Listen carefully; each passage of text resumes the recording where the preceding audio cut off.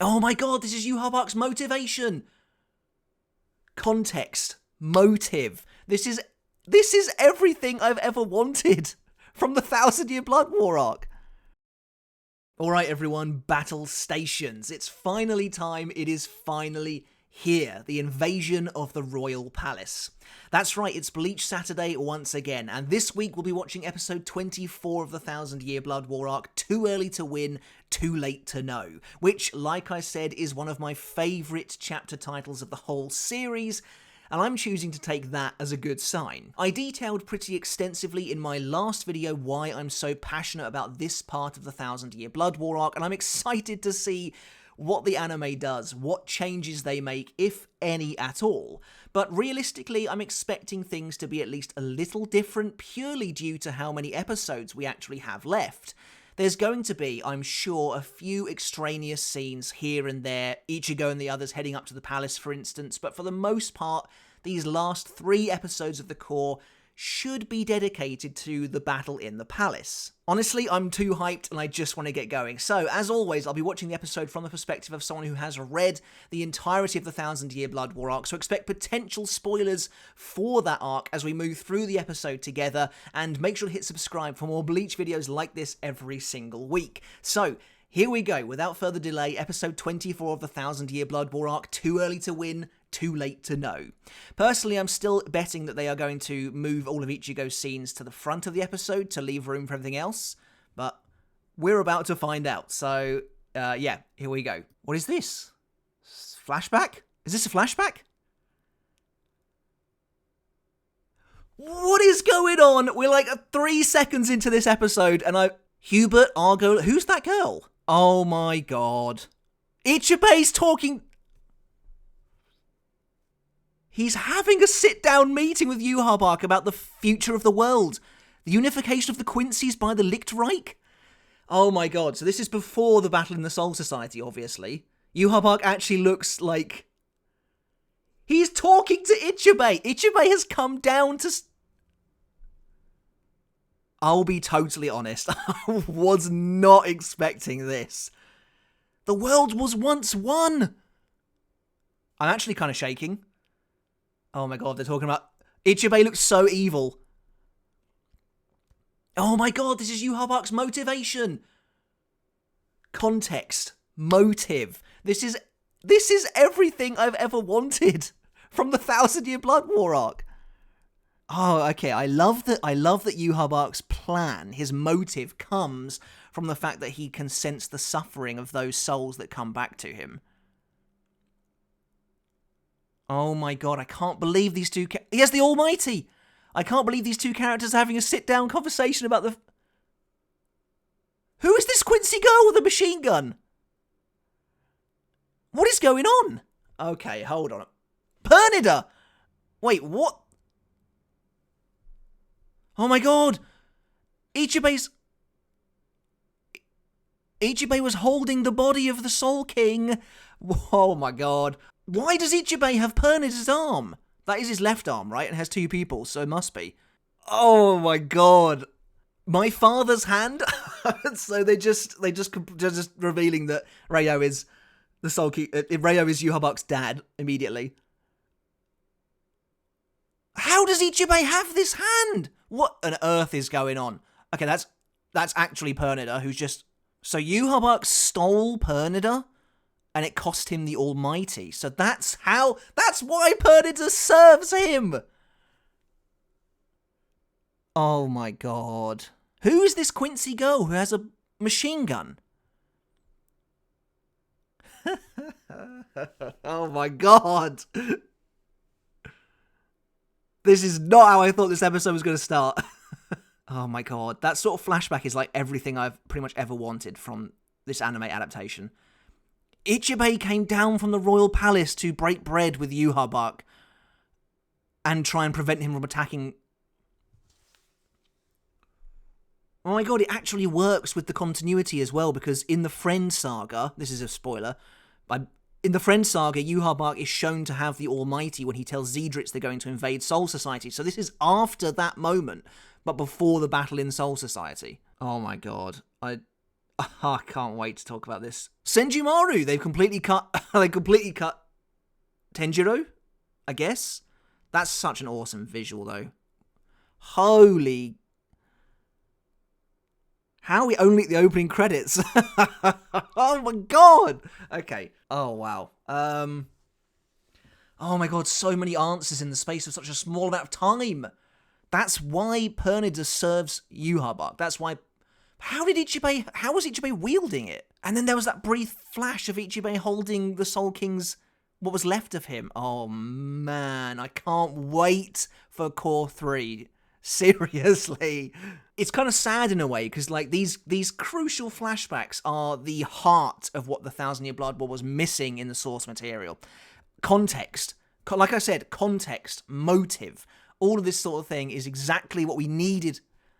And it when you realise that this is all gone, when you realise that none of this was in the original material, you realise that the core had been kind of carved out of it. I'm so glad that this is happening. Like, I'm so glad that this is a thing. I can't believe. I know I'm gonna go back and rewatch that scene about 1,000,000 times. So the review's gonna be fun. Okay, now it's the Ichigo scene. So I kind of was right. I just wasn't expecting a crazy flashback at the start. And here's Ganju. I do like that Bonnie makes a return appearance, even if it is only for this moment. I also like the idea of Ganju coming in from the Rukongai, running all the way through the battle-torn Soul Society and making it here. Also, I don't feel like I recognise Ganju's voice at all. It's been a long time, I think, since I've really watched anything from the Soul Society arc. Well, of course, he is in the first core briefly, but that whole sequence was completely manic. I just don't even really... The music was just going completely... just crazy. I don't know if they've changed the sequence up that much, really. It feels mostly the same, I think. And this proves as well, I imagine that they have cut those Orihime scenes. Oh, why does the cannon look like Tenchurin? That looks like they're actually firing back the Tenchurin. It's just a sort of monolithic cylinder in the original chapter. But they're off. They're off. Oh, Byakuya. Oh, Basby. Okay, everyone's watching it leave. That's awesome. Robert! Oh, he knows it's over. Oh man, that's cool. I like Mayuri insulting Urahara's lift off. That's cool. Man, this looks. Can I just say as well? Like, I am very happy to be mostly done with the red sky. This just looks so nice. This looks so good. Also, Senjumaru. Ichibei is my favourite member of the Zero Division, but Senjumaru has the coolest design. No question about it. Oh, Askin's going to be in this episode. This is a great week. Oh, wow. The wind sounds really weird. God, they are flying through this as well. Nyanzel, I'm calling it, is probably going to be around for like 2 minutes. I just remembered as well, we don't yet have, because we've just got Nyanzel's splash screen, we don't yet have Senjumaru or Ichibei's, if I remember rightly. And they're both overdue. Presumably we'll at least get Senjumaru's this week. Nyanzel sounds pretty good, to be fair, but I mean, you know, ultimately he's a pretty nothing character. But his power looks cool, like they're doing a cool job with the wind. Yeah, he's literally about to die. He's maybe been in the episode about 2 minutes. Not even that. Probably not even that. Yeah, that's cool. Senjumaru is so awesome. God, I really hope there's a proper fight coming up. Even if there is, it's probably not going to be in this episode. Yeah, just like that. Nyanzel's already been beaten, basically. Imagine if, by some chance, you were an anime-only watcher and you saw Nyanzel in the background of the Sternritter meeting or something, and you were like, I really can't wait to see that guy in action. I think you'd be a little disappointed. And he's dead. Oh, man. Nyanzel's death is so brutal, and I absolutely love how fast... I do love how fast it is as well, because Senjumaru is just clearly a complete beast. There you go. Great Weaver Senjumaru. Damn. Oh, more Ichigo scenes. Okay, kind of wasn't expecting that. I don't think Ganju talks about this before. Oh yeah, no, they're discussing Yhwach's kind of plan. That's cool. Getting a little bit more intel before they arrive. Oh man, I just can't stop thinking about that flashback. Talk about opening the episode and completely just knocking the wind out of my sails. I can't think about anything else. Oh, is Ichigo going to talk about the Soul King? I like that Yoruichi's kind of giving them all an explanation about this guy, because in the source material they kind of just arrive and It felt like no one really understood the significance of what was going on. But obviously now we have Ichigo's training in Irazu Sando to contend with as well. Oh, here you go, he's talking about it. Interesting, it kind of makes me wonder how much he really knows. That's kind of interesting that they're bringing the Tenchuren back. I kind of never really thought about that before, to be honest. Oh, thinking about Uryu. This, of course, was Kubo trying to parallel the Soul Society arc quite effectively, I think, to be honest.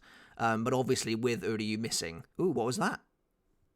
Why did Uryu's heart just kind of like flared up with Reiatsu and then his eye just got covered in blood? What was that all about? Oh, Nyanzol's body's just been thrown off the side. Damn, that's brutal.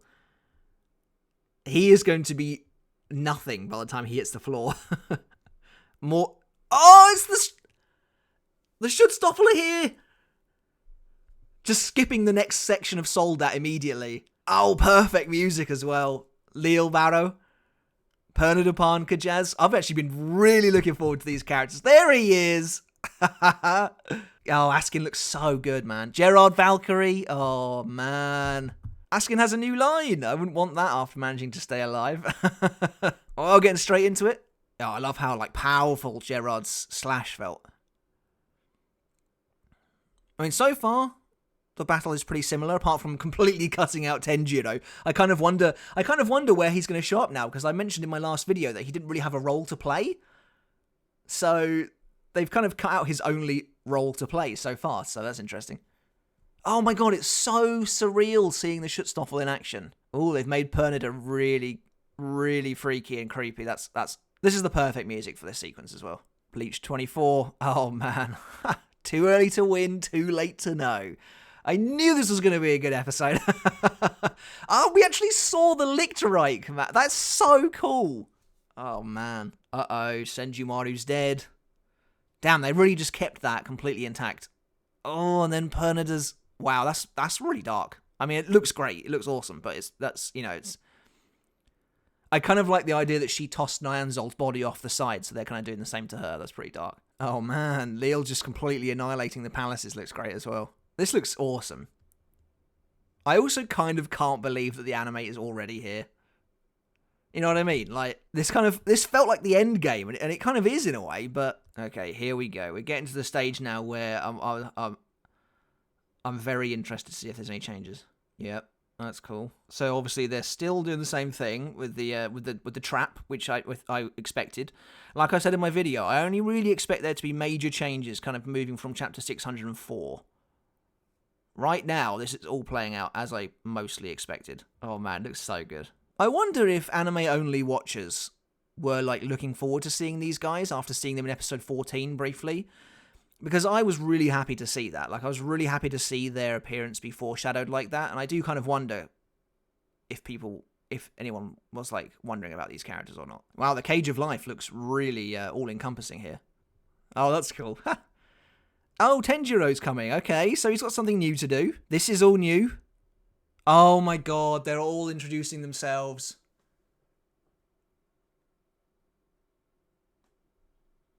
They're all coming in. Oh, come on. You know what I want to see. This has to be leading into a... Look at them all facing off against them. I will say, the Soldat just... I guess the Soldat got wiped out by the Divine Soldiers at the very start, didn't they? They did absolutely nothing. So that's a little bit of a shame. I thought the episode could end here, to be fair, but it's clearly still going. So is this going to just be Oetsu still? Kind of looks exactly the same so far, but everyone else is there, though. Yeah, okay, so he's still killing them. He's still killing the Schutzstaffel exactly like he did in chapter 601. There's something cool, though, about seeing the other members of the Zero Division actually there with him. Man, my heart is like, this is a good episode. This is exciting. Where is it going to end? How's Valen being activated, perhaps? When you see the Zero Division kind of at work like this, it's not hard to understand why it's so difficult to get past them, I think. Which is kind of why I'm hoping for a slightly different outcome. And I'm assuming next week. Episode 25 is probably going to be the one that I am really like, damn. Askin's still dodging it, though. That's good. Yeah, Oetsu just putting them down. That's cool. Unless this ends with Askin getting back up again, but I really didn't think it was going to do that. Oh man, the colours are so good. Like, I liked the red sky. It was artistically cool, but I am glad we've got nice colours for this. Oh man, it seriously looks like they are setting up for a big fight. I love him calling him Yhwach. What is going on? No Askin fight, but Yhwach's just thrown his Quincy cross? What? How's he done that? Even Hashwolf's like, what? Okay, so he's just got straight out of the Cage of Life. Big changes. Hashwolf's talking to him. Oh my god. Oh my god. So is next week going to be... This is quite different. I mean, it's the same kind of thing is happening, but very interesting that he hasn't used Al's Valen yet. He hasn't resurrected the Schutzstoffel yet. That shot of... This is from chapter 604, so we've skipped 602. There's Ichibe's. Oh, that is such an awesome ending. Yeah, oh my god. Okay, so we've skipped chapter 602 and 603. If I had to be a betting man, I think 602 is probably been skipped completely, which is the Askin fight, which is a bit of a shame, not gonna lie. 603, though, I imagine is moved to next week. Surely Hashwolf and Uryu aren't going to take the Zero Division on their own. I think that would be a little much, I've got to be honest. And also, what would be the point in even bringing the Schutzstoffel with you if that was the case? So what I think is going to happen next week, and I know I shouldn't be talking about this right now, I need to process, but I think Yhwach is going to use the Ausvalen at the start, you know, as he's like maybe the Zero Division are going to close in on Hashwolf and Uryu, and then Yhwach is going to resurrect the Schutzstoffel. We'll get all the stuff down below. I think a lot of that could be cut, to be honest. I love they're showing Robert again, carrying on his little character. Now he just knows he's screwed, basically. I love that. That look in his eyes. He's just... As you look, his glasses are just tinted totally red. Very cool. He just knows it's over for him. But yeah, Yhwach next week, I think he'll start by using the Ausvalen, resurrecting the Schutzstoffel, and then maybe we get a full fight, because that would mean... Let's assume for a moment that Ichibei versus Yhwach is going to be episode 26. Because you could do that. Their fight is what, 605 to 611, roughly? Easily fit that in there, no problem. Which means we might potentially have like almost an entire episode worth of a new battle going on. I love that the next episode is called The Master as well. That's so badass. Wow. I knew it was going to be good, and I'm glad it was. Too early to win, too late to know doesn't disappoint. Did not let me down. I can't believe the start. Oh my god. There's a lot to talk about. The review is going to be fun. The actual episode didn't cover that many chapters, and they are moving stuff around. See, I think I said a few weeks ago that we're going to start seeing the results of we're going to start seeing the fruit of the trees of change, and that's exactly what's happening right now. As we kind of encroach upon Core 3, I mean, yeah. Oh my god, I can't, oh man. I wish it was next week now. Of course, we're getting 25 and 26 next week, I think, which is going to be crazy. I think I'm going to try and upload... I'm basically going to do the episodes as though they were coming out normally. So I'll do episode 25, reaction, review, then 26, reaction, review. Because the review of the first episode tends to kind of fly under the radar a little bit. So I want to give it a chance to breathe. Then do 26 as well. And it will give me a bit of time as well to work through whatever happens in 26. Basically just give them their own time that they deserve, really, which I think would work best. I'm really grateful that this is not happening around Christmas like it did last year, because that was a nightmare. This might be the post-episode hype talking, but was that the best episode of the core so far? If you're a lore nerd like me, and I think we almost all are here, that opening, enough, it's just complete craziness that I wasn't anticipating. Who was the Quincy girl with the machine gun? Because those other characters are all known entities. Was Idris there? I don't think he was. Was he there? Hubert, Argola, And Zedrits. Yeah, I think they were all there, yeah. And then some random girl who we've never seen before who has a freaking machine gun. Oh, I can't wait to go watch that. Like, how did Ichibei block it? And then he fires them back at her, I think? I gotta stop, because I'm just gonna ramble constantly, basically. So, yeah, I thought that was incredible. If you couldn't tell, I had a genuinely great time watching that episode. Episode 24, Too Early to Win, Too Late to Know. As I predicted, you know, going into the Royal Palace, now everything is ramped up, and we are going to get, hopefully, just crazy episodes now until the end of the court. And then, honestly, after that, it's kind of no man's land.